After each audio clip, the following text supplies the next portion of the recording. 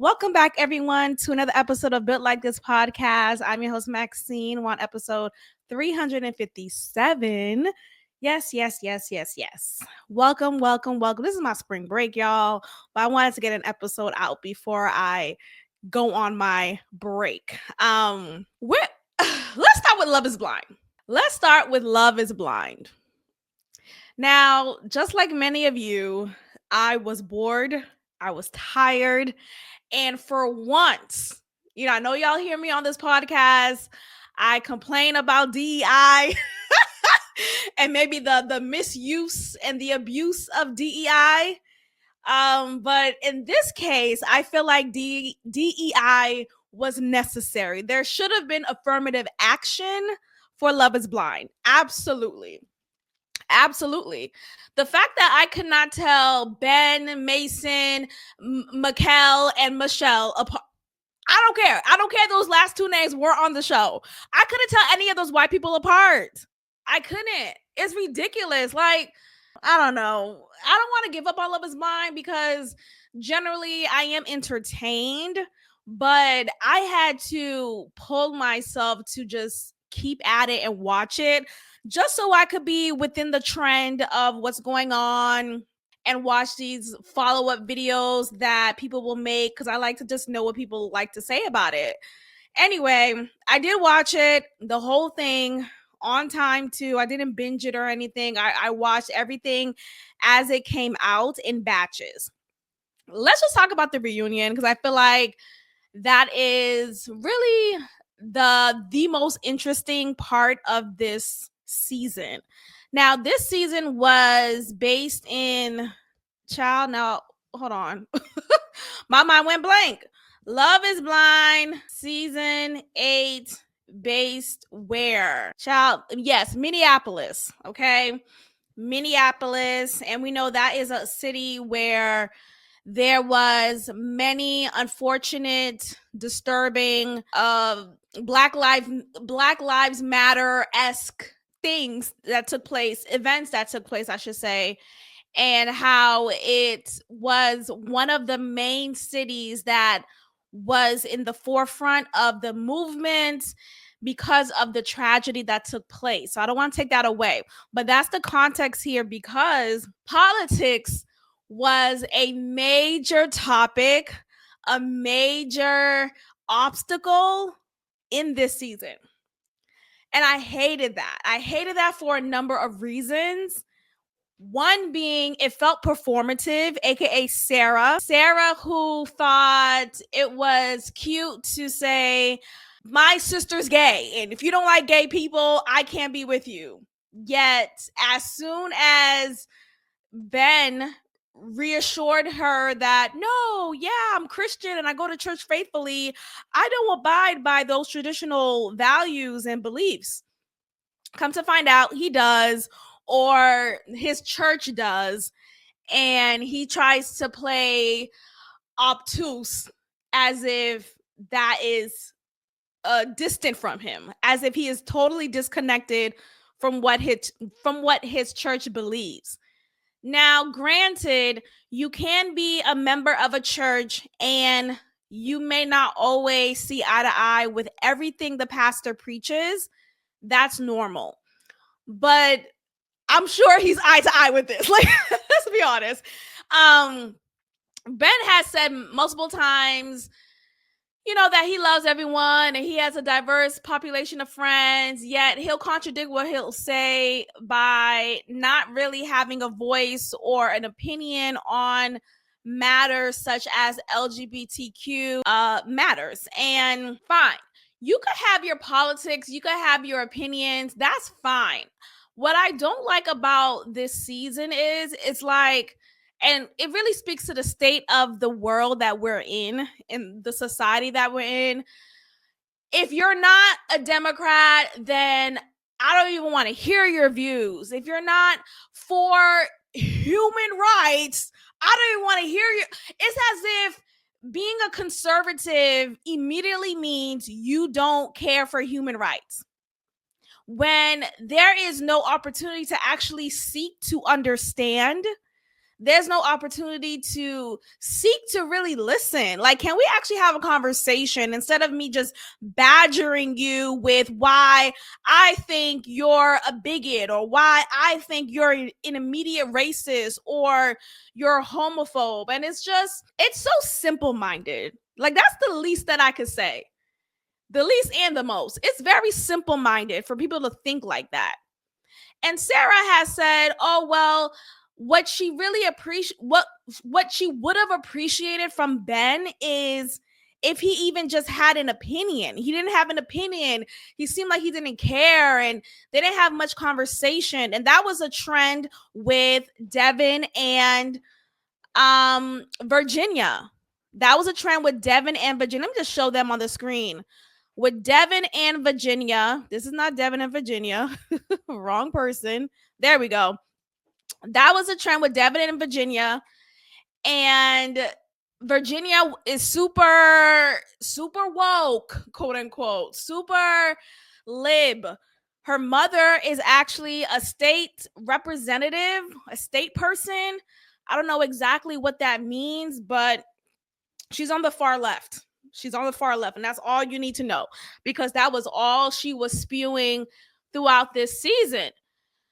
Virginia kept saying the same thing as Sarah, like, I don't want to be with someone who does not have the same values or beliefs or just systems and core values that I have. Why can't we just have a conversation?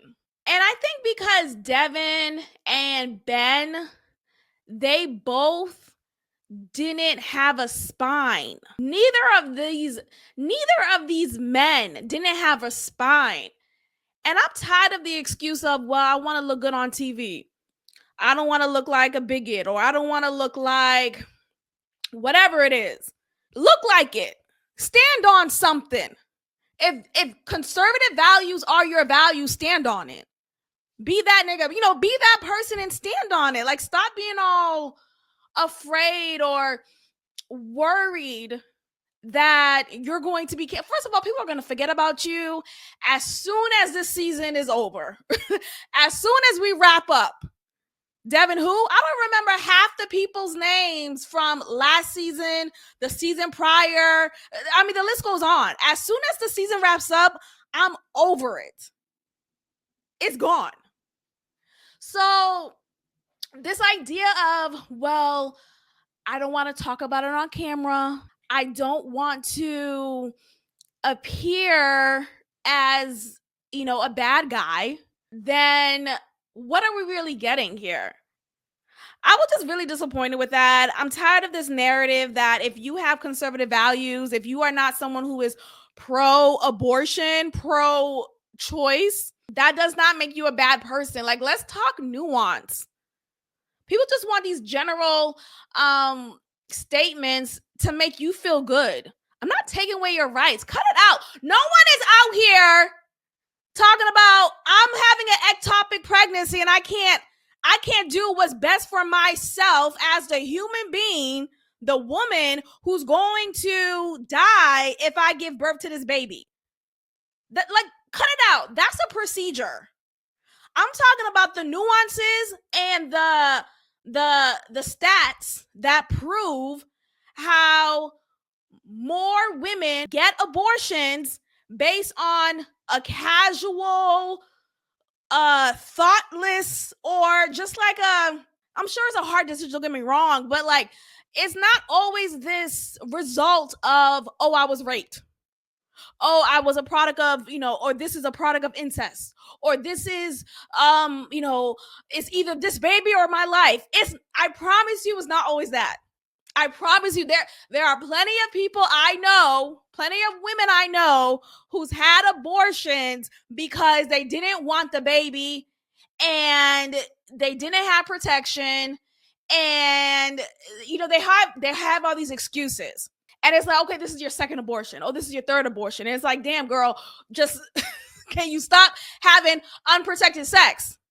Can we stop killing our babies? And we wonder why we don't have enough Black people in spaces. You're killing them off. Hello? You're killing them off. The babies are being killed. The black babies are being killed by the number. But we talking about, oh, human rights. So this season, it was a lot. This season was a lot. It was too heavy on politics and it felt tired. I think politics was an easy out for some of these women. I think it was an understandable or acceptable reason to not want to say yes, but say on decision that this is not Married at First Sight. Shout out to you if you've been watching my reviews for Married at First Sight. That's been really fun. So I hope you're enjoying it as well. But let's continue with this. So yeah, it's like, I think it's an excuse. So let's get into these two here, this couple here, Devin and Virginia. So Virginia is I forget exactly what she do for, I think she's in healthcare. I know she has her doctorate. She did her doctorate on racial bias in the medical field, I believe, or in healthcare specifically.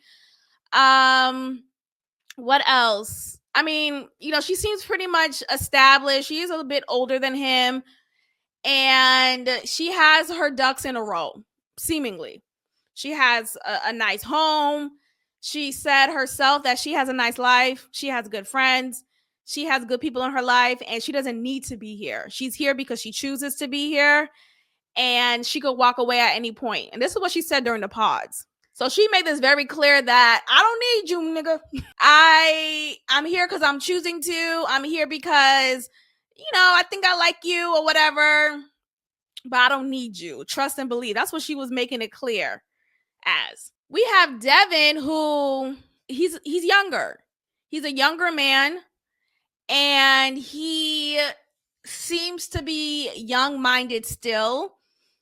And I think that shows in how less of a spine he has. Like I said, if you have beliefs, stand on it. That's why I named this podcast the way that I named it. Built like this. You're built like who you are, right? Stand on it. Stand on it. So he doesn't want to talk about how his faith kind of drives his values, or the way that he votes, it drives his values, or vice versa. And he leans on his mother a lot. We see that throughout this season. Virginia brings up the whole prenup situation. He was a little bit taken aback. I don't see anything wrong with the prenup, but he was taken aback because the typical response to a prenup is, "Oh, well, are you saying that we're gonna get a divorce?" No, I'm saying in case we do. I'm saying in case we do. Because these things happen. People get married and then they get divorced. Not everyone, but a lot of people do. The statistics prove that. So it makes sense what she was saying. It was not a big deal. But when you have simple-minded people, no, that means she doesn't want to divorce. No, what? So he was going back to his mom talking about, I want to make sure everything looks good. I'm going to speak to my, the family's lawyer. It's fine to have a family lawyer, but what do you think? Like, what is your opinion on it? He just felt he melted into whatever she was saying. He didn't really have leadership. He didn't have a stance. It was just very unattractive. It was unattractive completely. And I think Virginia saw that. I think she saw that. What I didn't like about her, though, she kept talking in this squeaky mouse-like voice. She kept speaking in this like, you could trust me. I'm non-combative, or I'm not an aggressive black woman. Like, I felt like she was doing it on purpose, trying to appease to the white viewers of the world that this is a soft and nice and just free black woman. I'm a free black woman. Till we got to this woman. This woman right here came up with her chest out, her spine up, her head high. It was no this, how she was doing this little, her neck was leaning. It was none of that. It was none of that. Virginia came to slay. She spoke clearly. She had her voice on. It was no mouse like, no, this is corporate. I'm in the office. I'm a lawyer. I know she's not a lawyer, but it was given that energy. And I think a lot of these people, including Virginia, they came on with their representative. Virginia gave a story that she had this I guess a big size birthday gift for Devin, and she couldn't carry it by herself up to their apartment. So she asked Devin if he could help her, and Devin was initially being reluctant. I don't know what he was doing, probably playing video games, which no knock to that, but don't again, he had a representative too. He's talking about how he doesn't play video games and he doesn't watch cartoons, and he's, his whole thigh and right leg has Caillou and Pokemon on it. But you don't watch. Okay, you must watch cartoons enough to have your whole thigh with Pokemon, Dragon Ball Z, and Caillou. Shout out to Caillou. That show was a good show. And so he was reluctant. He finally went down, and he was, as he was helping her, he's like, you could have did this yourself. You could have did this yourself. And I guess he said it very flippantly. Whether he said it flippantly or not, it was still kind of rude, because one, I had to force you to help me, and two, you say this. So she made a point. You could tell, I mean, that obviously bothered her, but she made a point to remember that and say that clearly during the reunion. Devin, he didn't really react to that. He was just, again, a spineless fool. Now, I don't think they were a good match for each other anyway, and I'm not giving it to the reason of politics. I don't think politics has anything to do with the decision here. I think he's just a spineless individual. Him and Ben, both of them, just spineless, have no opinion or can't stand on the opinion, afraid to speak on their. Don't be afraid of the public. F that. You made it on TV. These people who are watching you, they didn't. They didn't. Like, I don't know, have that flex. Have that flex. Let's talk about them. Okay. Let's just say congratulations. I don't want to come off like a hater, because I am happy for them, for AD, right? We saw AD and how she was rejected by Clay and how she felt played by him, and maybe he did play her, and all of that is all well and dandy. But I think for me, I just don't get the hype.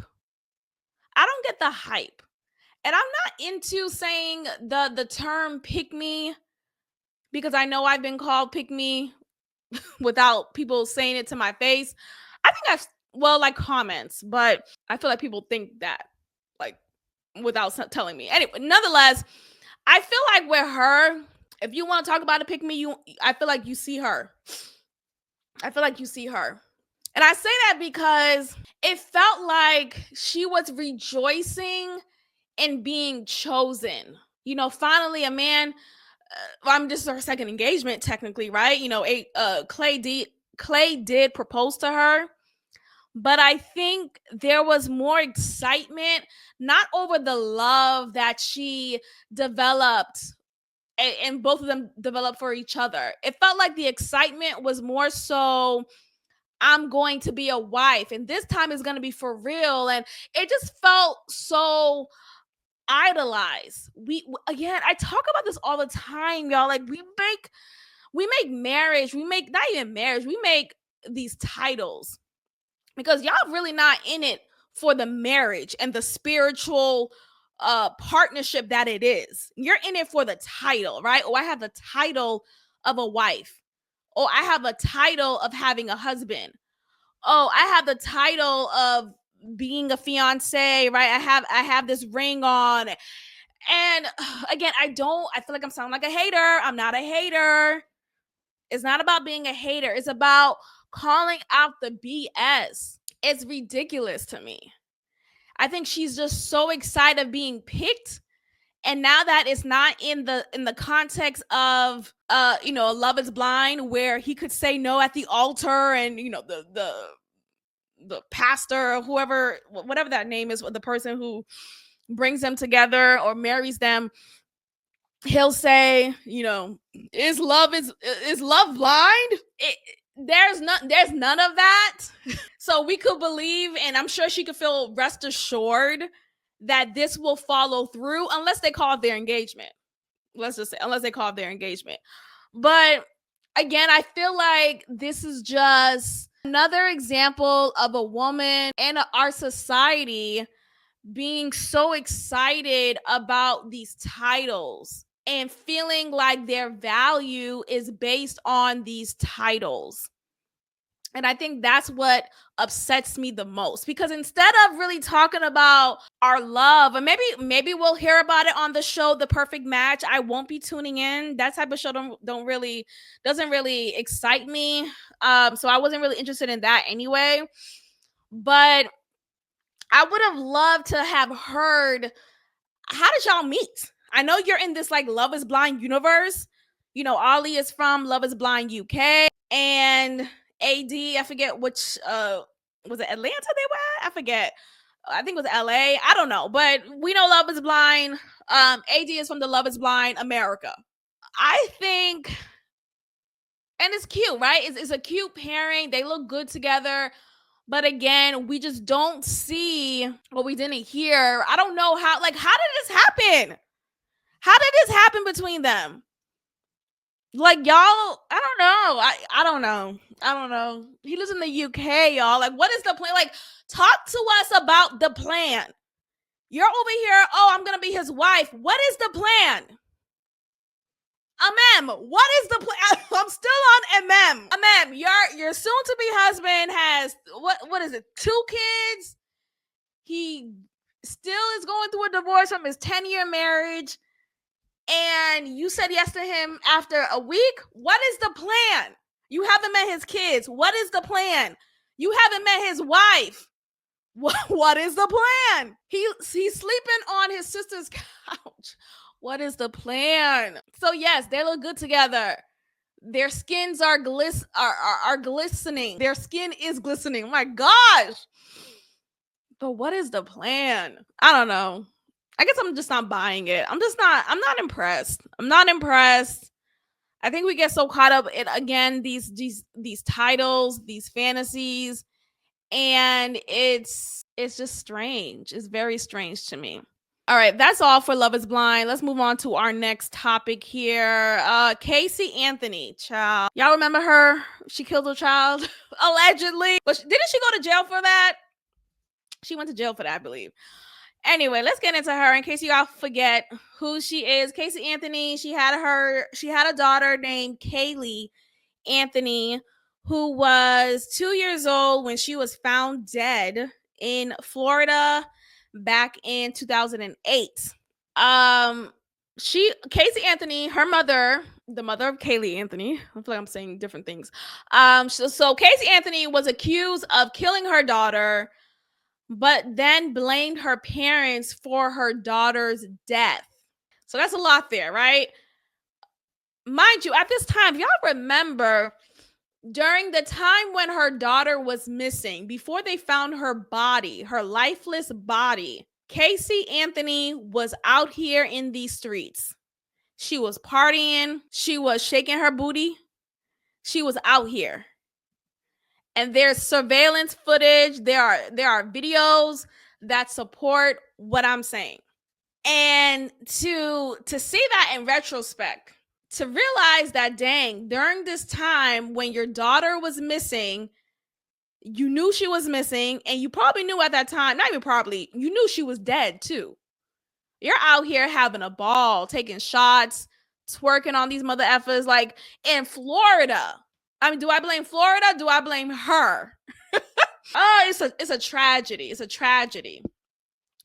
So she came out a few years later after that fact, after that moment, ended up blaming her parents for the death of her daughter. I don't know why she said that. I feel like there was something more, because she ended up accusing her father of molesting her, of her, not the daughter, of her when she was growing up. It was just a lot going on. Like, what's going on with this family? I know we all have dysfunctional families, but my gosh. So anyway, we have Casey Anthony here rebranding herself. She did do time. It was a very short stint in prison she did. So people feel, of course, she's not in prison long enough. Like, she should have been put in the chair. She should have been excommunicated from the world, from Florida at least. I mean, they're not wrong. They're not wrong. But let's go ahead and get into what she's saying here. So she is rebranding herself. She's talking about this new passion of hers, I believe. I don't know why she's doing this. I think it is for a money grab. But anyway, she released her first TikTok video. She introduces herself and gives us a little tidbit of who she is, what she's about. And I'm just trying to understand why she thought this was appropriate. I'm gonna go ahead and play this clip of her reintroducing herself. Allow me to reintroduce myself. My name is Hove. My name is Casey. So let me go ahead and share this real quick, y'all, because I was like, is she okay? We're sweat to death. Okay. Today is Saturday, March 1st, 2025.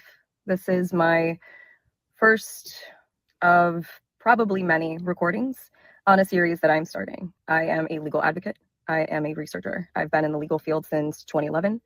And in this capacity, I feel that it's necessary, if I'm going to continue to operate appropriately as a legal advocate, that I start to advocate for myself and also advocate for my daughter. For those of you who don't know, my name is Casey Anthony. My daughter is Kaylee Anthony. My parents are George and Cindy Anthony. This is not about them. This is not in response to anything that they have said or done. That's not to say that I'm not going to respond at some point to some of the things that they have said and done. The whole point of this is for me to begin to reintroduce myself. I'm doing this both personally for me, but in a professional capacity.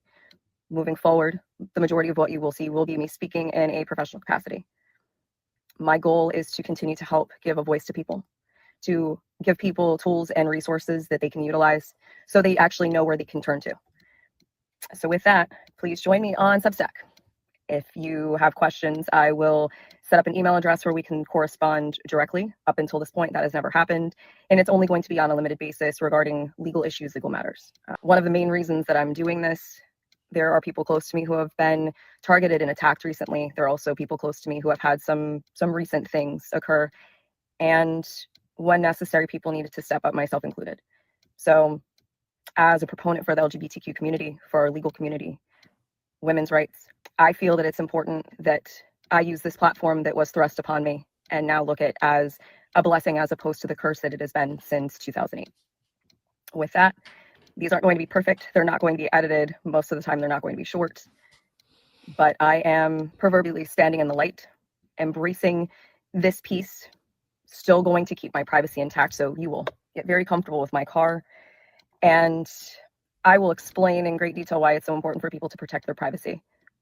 It's not just important to public figures, it's even more important to private individuals. And with the current climate in our country, especially, it's that much more important, which is why I am utilizing the Substack platform.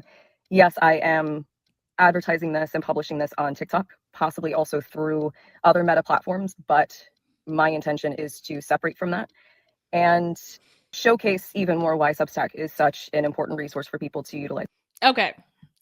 Clearly, she is being sponsored by Substack. Clearly, this is a money grab. She keeps saying Substack. Okay. And that is a subscription-based website where individuals can post content for subscribers, paid subscribers. And this is her new venture. This is Casey Anthony's new venture. Now, look, everyone deserves to make a living, right? I mean, even child killers. It's America, y'all. At some point, we can't. I don't know what else to say. Like, should she just stay in a hole? Should she not have a source of income? I don't know. I don't know. All I know is the system that we're in. Let's just say she did do time. Let's say she did do time. Let's say she did do time. She got out for good behavior and is now trying to rebuild her life. People will still have a problem because why? Her child was still murdered, right? Even though she served, like justice was served, even though she paid the price for it and is probably living with the guilt of it and has never forgiven herself, like all of that could still be true.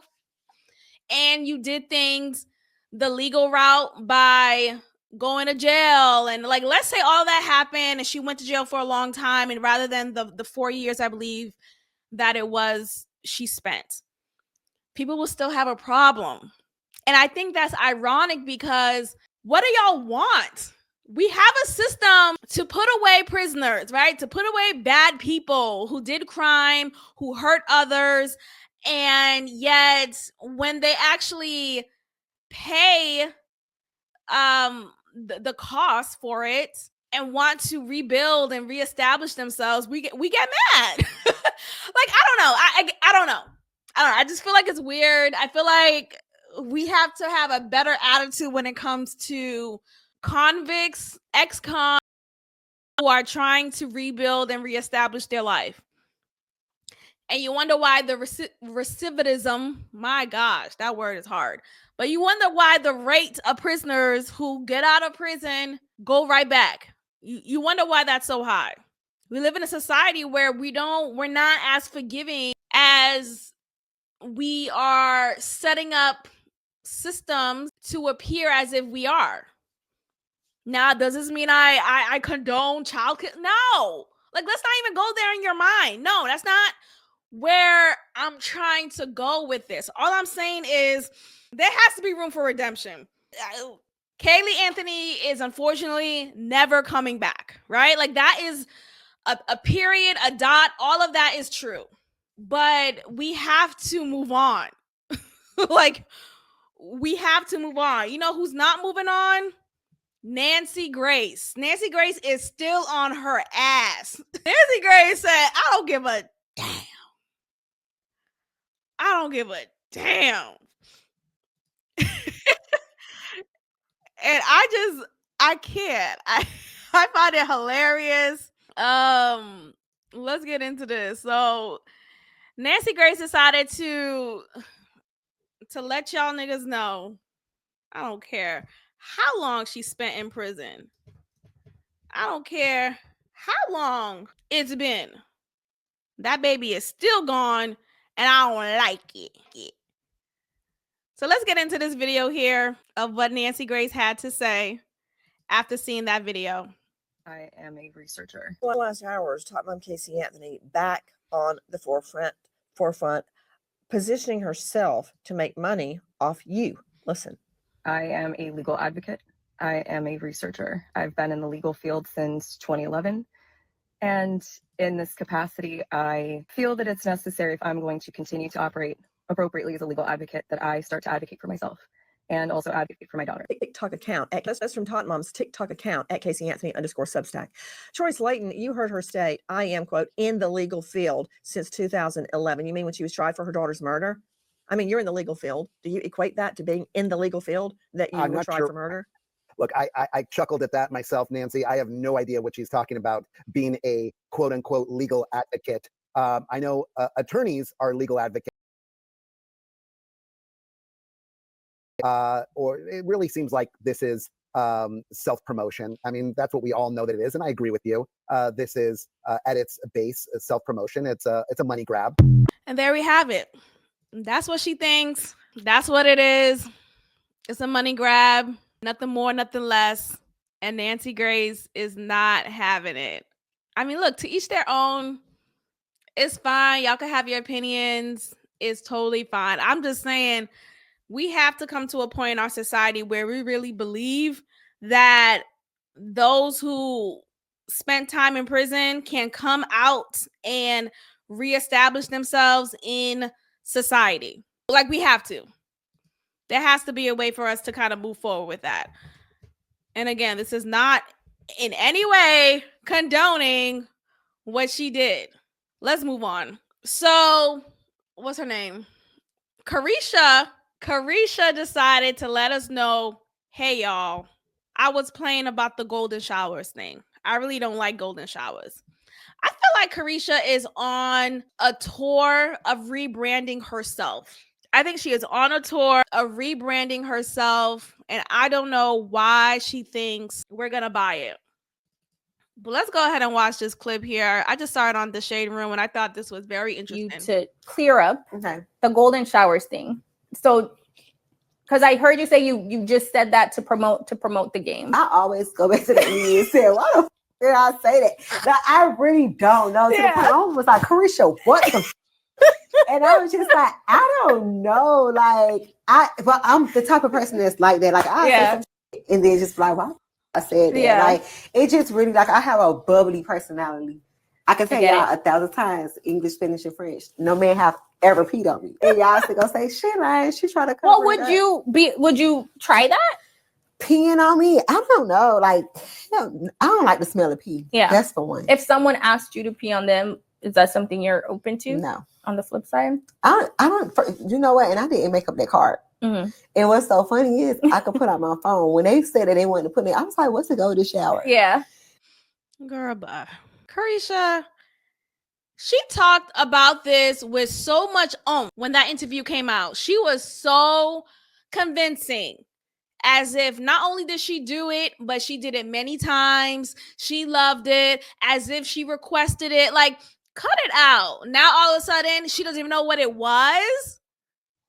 Girl, bye. You was with Diddy? You mean to tell me Diddy's freaky ass didn't pee on you? Girl, bye. Just like this meme says, or this GIF, we don't believe you, right?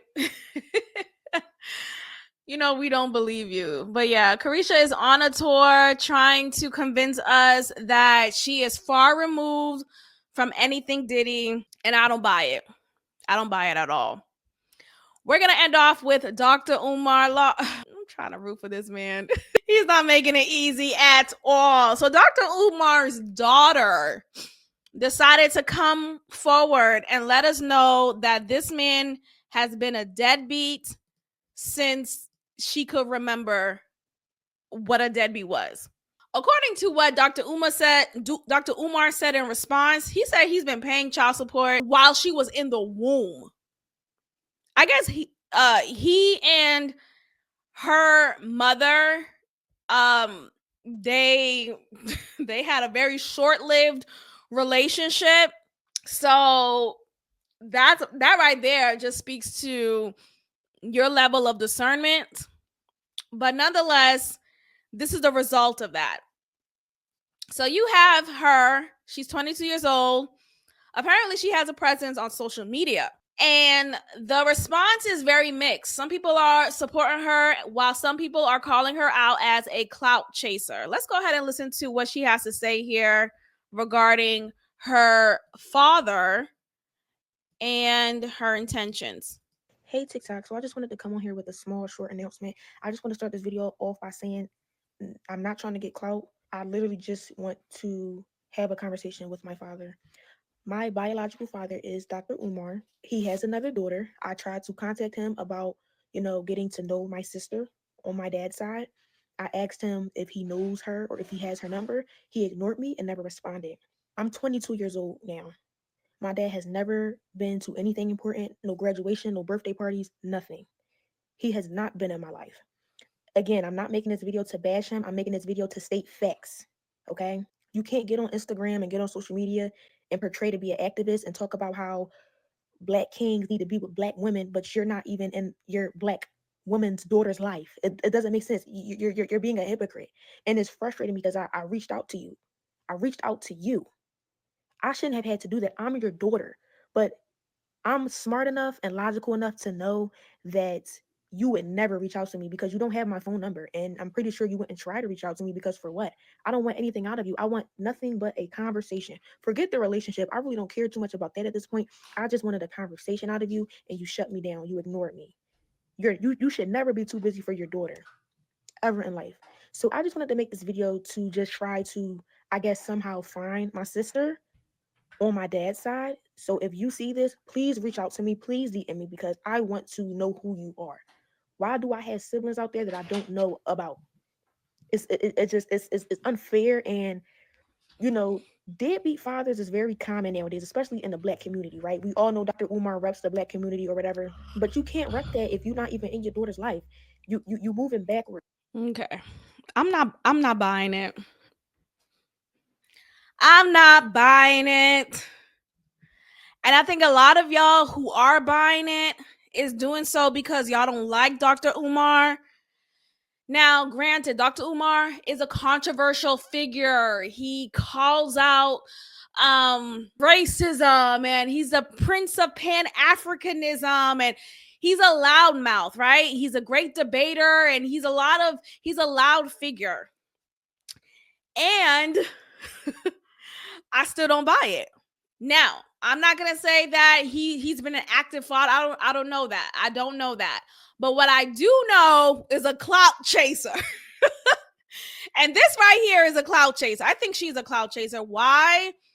She's 22 years old. You mean to tell me you just found out you had a sister and this was your only means of getting in contact with your sister who you are dying to know about? Girl, bye. You can't talk to your mother. You can't talk to your mother. And why is it your responsibility to find out about your sister? What I'm saying is, how come your mother isn't trying to bridge that relationship? She's saying she's reached out to her father, but apparently he's not responsive. Let's talk about the conversations prior, though, because there are videos that support why there may be some tension in their relationship. I think she's the type of person, a type of daughter who has a hot mouth, who's disrespectful, who doesn't respect her elders, and definitely doesn't respect her parents. And this is a result of a single mother, her mother, who had no respect, no love, no consideration of her father, of her child's father, of Dr. Umar. So I think this is what happens when you have no regard for the person you made a child with. None. So here we have Dr. Umar's response. He decided to let us know that, well, he starts off, of course, with his greetings. We can't do anything without a greeting. Good Garvey day. That's what Dr. Umar says.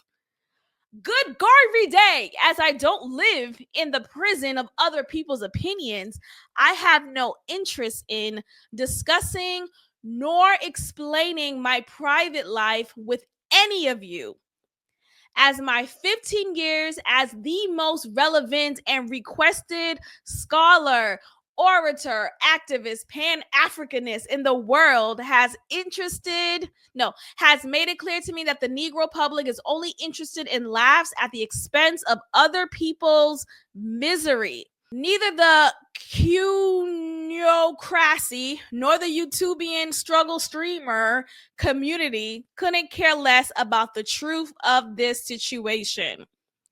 With that being said, please ask that little girl, he's referring to his daughter here, to stand on business by asking her mother to join in on a three-way conversation about why her father hasn't been present in her life.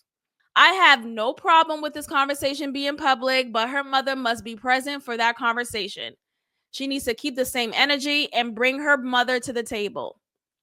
I am sure the truth will be revealed if all three of us are present together. I have absolutely nothing to hide and still have all of my family court paperwork in case any lies are told. Trying to use your father's name to build your struggle streamer career is so not cool. Oh, Lord, that wasn't a rash. If that wasn't a lashing, I don't know what is. It's unfortunate that you have family members, a father and a daughter going at it like this on social media. But again, I think it just speaks to the improper upbringing of this child. It really is a testament to how the mother raised her daughter. That's really what it is. And a lot of y'all don't want to hear that.